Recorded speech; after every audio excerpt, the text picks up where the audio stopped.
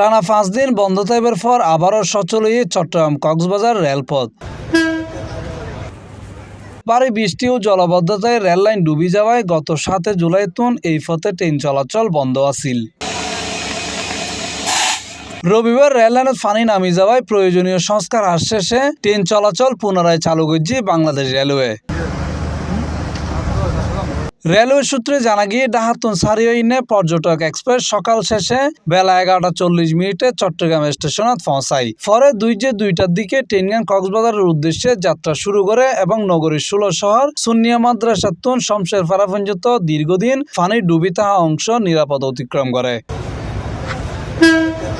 হইরেই গত 7 জুলাই চট্টগ্রামে গত 42 বছরের মধ্যে সর্বোচ্চ বৃষ্টিপাত রেকর্ড করা হয়। টানা বর্ষণে নগরীর বিভিন্ন এলাকা প্লাবিত হওয়ার পাশাপাশি 1600 সুন্নিয়া মাদ্রাসাতুন শমশেরপাড়া পর্যন্ত রেললাইন ডুবি যায়।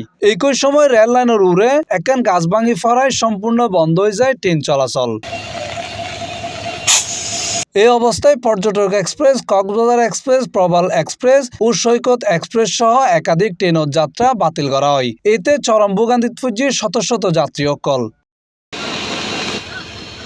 পরে বৃষ্টি কমে গেলেও রেললাইনের প্রকৌশলী বিভাগ ক্ষতিগ্রস্ত রেললাইন মেরামত এবং নিরাপত্তা নিশ্চিত করিবেলে হাত শুরু করে। শনিবার রেললাইনের পানি দ্রুত কমে আইনে ট্রেন চলাচল পুনরায় শুরু করিবার প্রস্তুতি লই।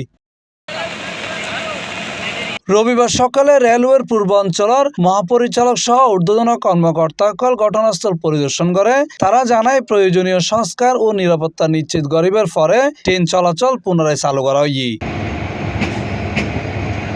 C+ TV, Chittagong.